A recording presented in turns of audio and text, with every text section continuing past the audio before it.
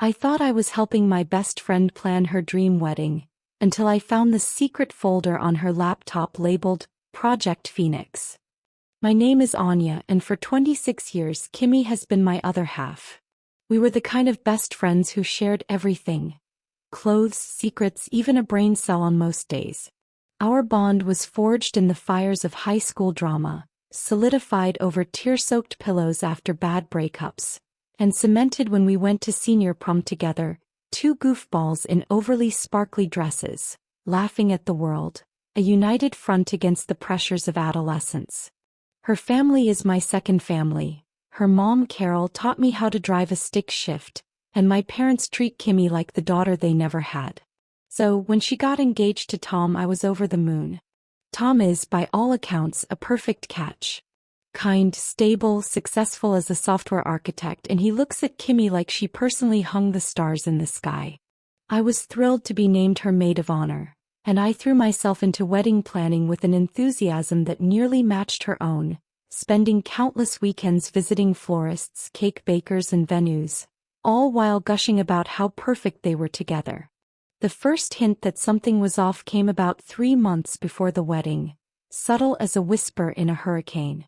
We were at Kimmy's apartment, a chic downtown loft Tom's salary mostly afforded, surrounded by fabric swatches and Pinterest boards, sipping champagne that Tom had left chilling for us with a sweet note scribbled on the fridge memo board. For my two favorite girls. Don't plan too much without me. XOT. Kimmy's laptop was open and she excused herself to take a phone call from a work client, her voice dropping to a hushed, serious tone as she stepped onto the balcony. As I waited, a notification popped up in the corner of her screen. It was from an app one didn't recognize, something called SecureBox. The preview text read, "Asset transfer to Cayman entity complete. Awaiting final confirmation." JC. It was weird, but Kimmy worked in high-level corporate finance for a major investment firm. Her job was full of jargon I didn't understand. Arbitrage, derivatives, offshore holdings. I thought nothing of it until she came back, saw the notification and quickly closed it, her fingers a little too frantic on the trackpad. She flashed me a smile that didn't quite reach her eyes, a new habit I'd started to notice. Just boring work stuff. This merger is a beast. Now tell me you don't think this ivory lace is perfect for the bridesmaids.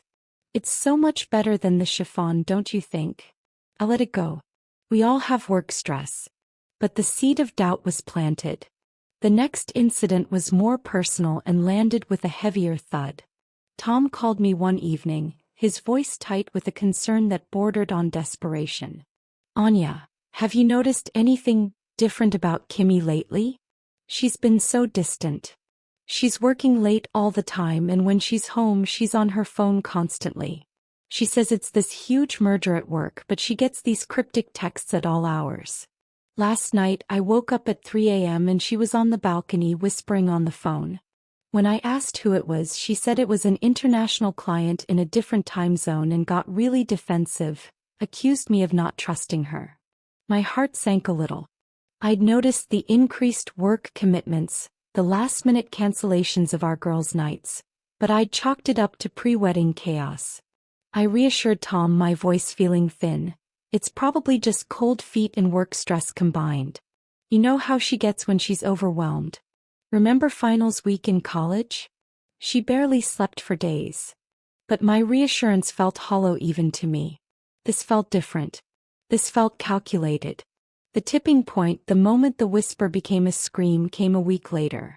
Kimmy was supposed to meet me at my place to finalize the seating chart, a task we'd been putting off for weeks. She texted, saying she was stuck at the office, and asked if I could be an absolute angel and go to her apartment to grab her laptop. She'd left the file on her desktop. She gave me the code to her front door.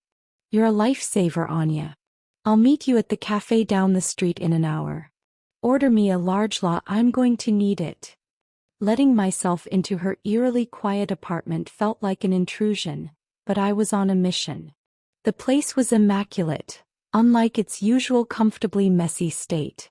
Her laptop, a sleek silver machine, was on the kitchen counter, right where she said it would be. I opened it and it woke from sleep already logged in. The file, seating underchart final under V3, was right on the desktop. As I went to close the laptop, my eyes caught a folder tucked away in the bottom corner of the screen, partially obscured behind a recycling bin icon. It was named Project Phoenix.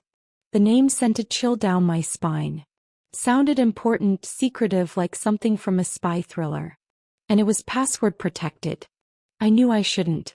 This was a massive, unforgivable violation of trust. But the combination of Tom's worried call, Kimmy's recent secretive behavior, and the cryptic JC from the secure box notification pushed me over the edge. I remembered a trick from college. Kimmy was terrible with passwords. She often used variations of the same one, tied to sentimental moments. I tried a few. Their wedding date, Tom's name followed by a heart, her childhood dog's name. Nothing. Then, on a whim, my fingers trembling, I typed in prom night 2009, the year we went to prom together, a night she always said was one of the happiest of her life, a night that symbolized our unbreakable friendship. The folder unlocked with a soft click. My breath hitched. Inside there were neatly organized subfolders: financials, new identity, timeline, contingency, and one simply labeled G. My blood ran cold. I clicked on New Identity first. It contained scanned documents, a birth certificate for a Catherine Miles, a passport with Kimmy's photo but this new name, and driver's licenses from 2 different states. The quality was professional, flawless. This wasn't just work stress or a simple affair. This was something else entirely, something sinister. With a growing sense of dread, I opened the financials folder. Spreadsheets detailed wire transfers, hundreds of thousands of dollars, moving through a labyrinth of shell companies with names like Ethelred Holdings and Pangea Investments. The final destination was a bank in the Cayman Islands. The account was under Catherine Miles. Another file, a PDF, was a life insurance policy on Tom, taken out 6 months ago for a staggering $2 million payout. The beneficiary was Kimmy. I felt like I was going to be sick. This wasn't my best friend. This was a stranger. A calculating, dangerous stranger. The timeline folder was a calendar, synced with the wedding planning. Key dates were marked in cold, clinical terms: final transfer, passport pickup, wedding day, and then 2 days after the wedding, departure.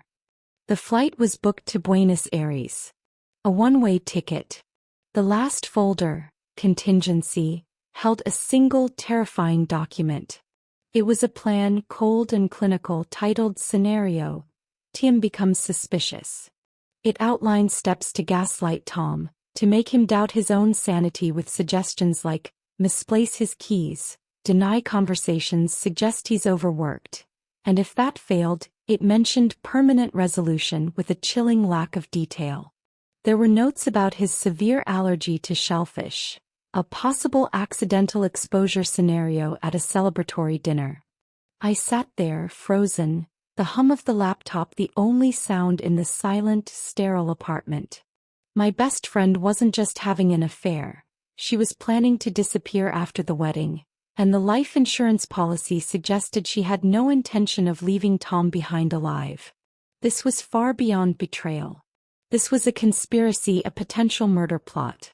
I had to act fast. Kimmy would be at the cafe soon. I couldn't confront her. She was clearly capable of anything.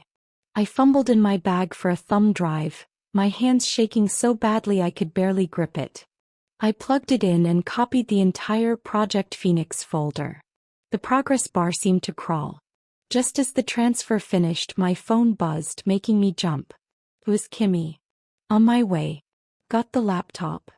I slammed the laptop shut, my heart hammering against my ribs like a trapped bird. Why, yep. Got it. See you soon. I left her apartment, the weight of the thumb drive in my pocket feeling like a lead brick, a secret that was already burning a hole through my soul. I went to the cafe on autopilot. Kimmy was already there, smiling brightly, looking effortlessly chic in a way I could never manage. She looked like the girl I'd known since childhood, the one who'd held my hair back when I was sick, who'd cried with me when my first love broke my heart. How could that smile hide such darkness? "You're a lifesaver," she chirped, taking the laptop. "I swear after this wedding I'm quitting my job. This merger is killing me. It'll all be worth it though. A fresh start." The lie was so smooth, so effortless. I played along, my laughter brittle and foreign to my own ears. "I'll hold you to that." Inside I was screaming. I had to tell Tom. But how? If I went to the police with what I had, it was largely circumstantial. The life insurance policy was suspicious, but not proof of a crime. The new identity was evidence of intent to flee, but not of violence. We needed more. We needed irrefutable proof, and we needed to protect Tom without tipping Kimmy off and sending her underground prematurely.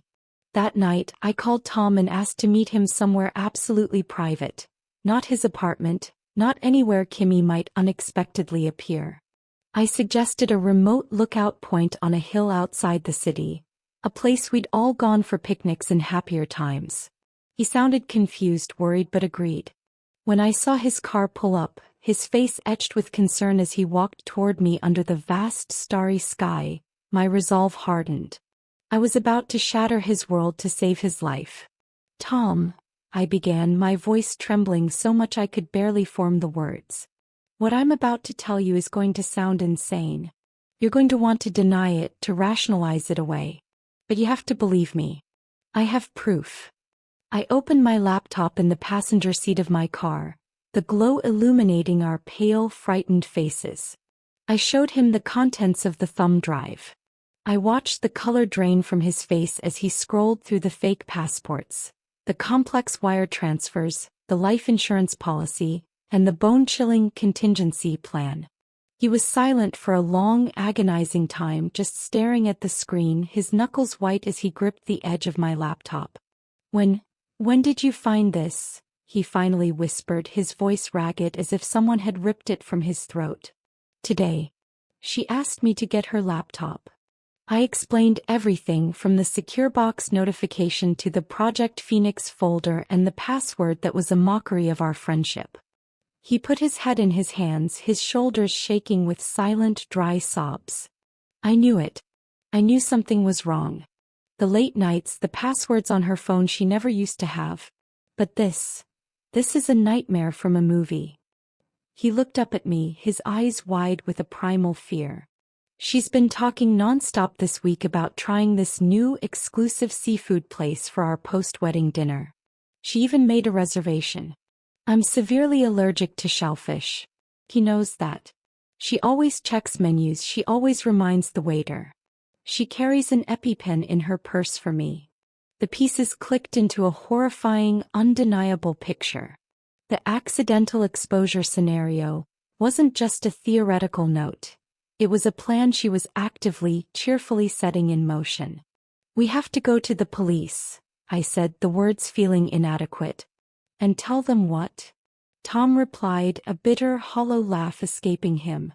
"That my fiancé, a respected financial analyst, is planning to kill me with a prawn? They'll think I'm paranoid. This," he pointed a trembling finger at the laptop, "is creepy as hell, but it's not a smoking gun. The life insurance is morbid, but people have policies. The new identity is the most damning thing, but it's not proof of a crime. It's her word against ours, and right now she's a blushing bride, and we're the jealous friend and the paranoid fiancé. We need more. We need to know who JC is." He was right. We were trapped in a gilded cage. If we confronted Kimmy, she would vanish and we'd never be safe, always looking over our shoulders. If we went to the police, they might not act in time or at all. If we did nothing, Tom would be dead in a month. It was Tom, his mind sharpened by fear and a desperate need for survival, who came up with the plan. We have to play along. We have to make her think everything is normal. We need to be better actors than she is. But we need to find out who she's working with. This is too sophisticated for her to do alone. The wire transfers, the fake IDs. She has help. This JC is the key. And so began the most harrowing, emotionally exhausting performance of our lives.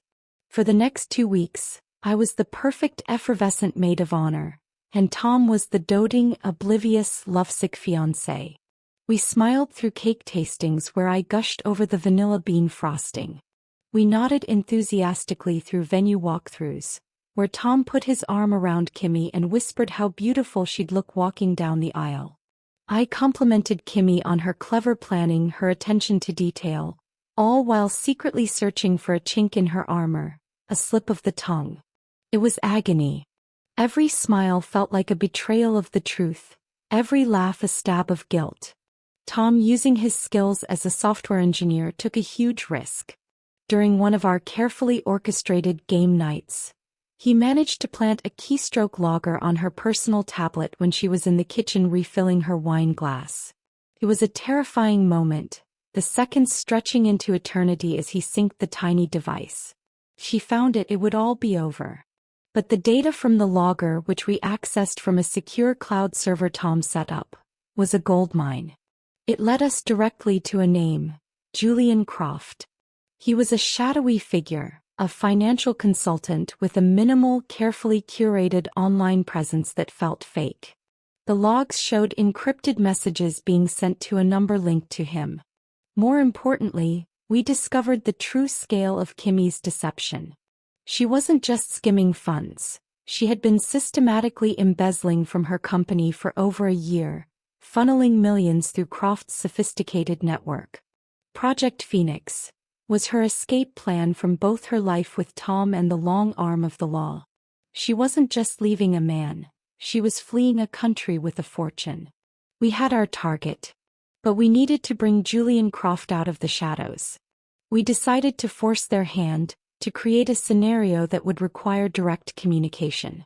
Using a burner phone, Tom, disguising his voice with a subtle accent and a background of office noise from a YouTube video, called Kimmy's office posing as a courier with a package for Julian Croft, asking for confirmation of a suite number. The plan was risky but simple. The flustered receptionist, thinking it was a simple mistake, said, "I'm sorry, we have no Julian Croft here, but Kimmy Smith in asset management handles all external consultant liaisons. You could try her extension." Bingo. We had the connection. But it was still hearsay. We needed irrefutable, admissible evidence. Our break came from an unexpected and deeply personal source. The other man. The keystroke logger revealed a separate stream of messages to a contact saved as J. At first I thought it was Julian. But the tone was different. More personal, less professional. This J was someone she was emotionally involved with. His name was Jack. Tom, using his technical prowess, traced the number to a man named Jack, a former colleague of Kimmy's who had been fired from a previous bank for aggressive and questionable trading practices. It seemed Kimmy wasn't just using Tom as a financial and emotional safety net. She was using Jack too, promising him a cut of the embezzled money and a life together once she was free and clear. She was playing everyone against each other, a master manipulator orchestrating her own symphony of deceit. This love triangle, sordid as it was, presented our greatest opportunity. We devised a plan to trap them all. I would casually mention to Kimmy, during a fitting for my bridesmaid dress, that Tom had become suspicious about the life insurance policy after accidentally finding a letter from the company in a stack of mail. I'd play the concerned friend saying, "He just asked me if you two had talked about it much. He seemed a little weird about it."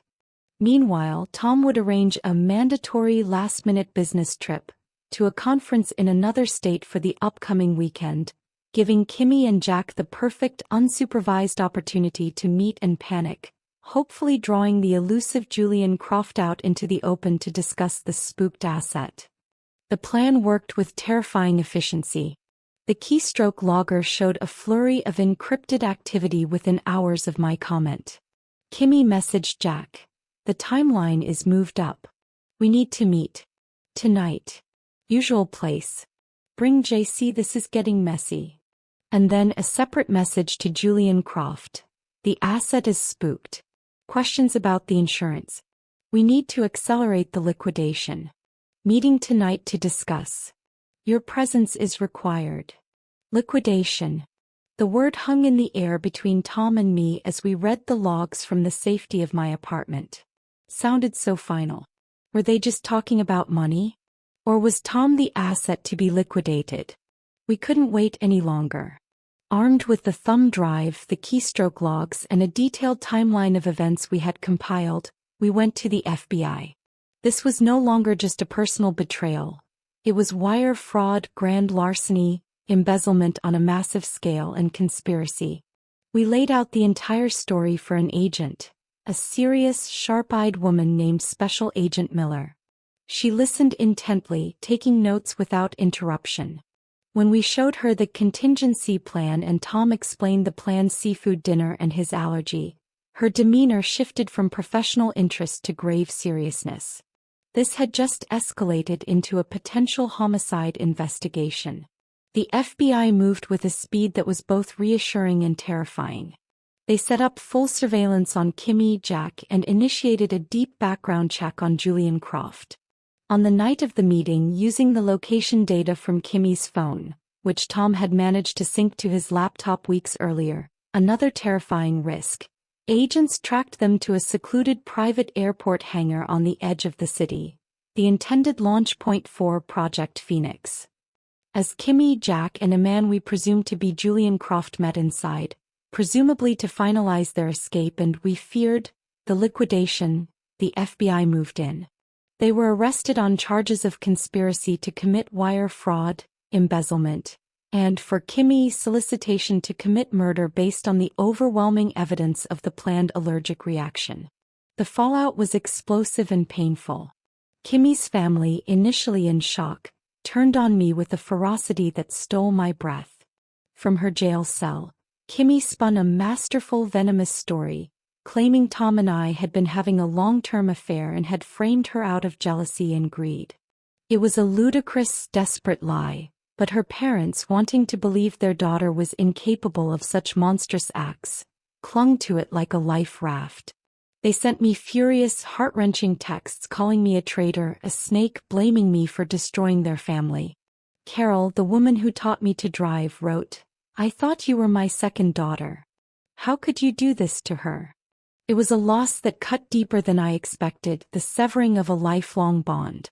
But it was a necessary casualty in the war for truth. In the bleak aftermath, Tom and I, bound by the shared trauma of what we'd been through, leaned on each other heavily. What we thought was a temporary alliance of survival, a fortress built against a common enemy, slowly, almost imperceptibly, grew into something deeper and more profound. It was a bond forged in the fire of betrayal, tempered by fear and solidified by mutual trust. We spent long nights talking not just about the case but about our lives, our hopes, our shattered illusions. We were two people who had seen the worst in someone they loved and found solace in each other's broken pieces. It's been a year now. The court case is ongoing, a slow, grinding process of evidence, motions, and testimonies. Kimmy, Jack, and Julian Croft are facing a mountain of federal charges. Tom and I are together, a fact that feels both surprising and, in a strange way, inevitable. We don't talk about the future much. We're still healing from the past, learning to trust again, to sleep through the night without nightmares of passports and shellfish. Sometimes, in a quiet moment, I look at an old photo of Kimmy and me from our prom night, a picture that sits in a box in my closet now, and I feel a profound, aching sadness for the girl she used to be. The one with the easy laugh and the loyal heart. But that girl is gone, replaced by a stranger capable of monstrous, calculated cruelty. We escaped her intricate web, but the shadows of Project Phoenix will always be a part of us, a permanent scar and a stark reminder that the people we think we know best can harbor the darkest of secrets, and that sometimes, the most beautiful facade can hide a foundation of lies waiting to crumble.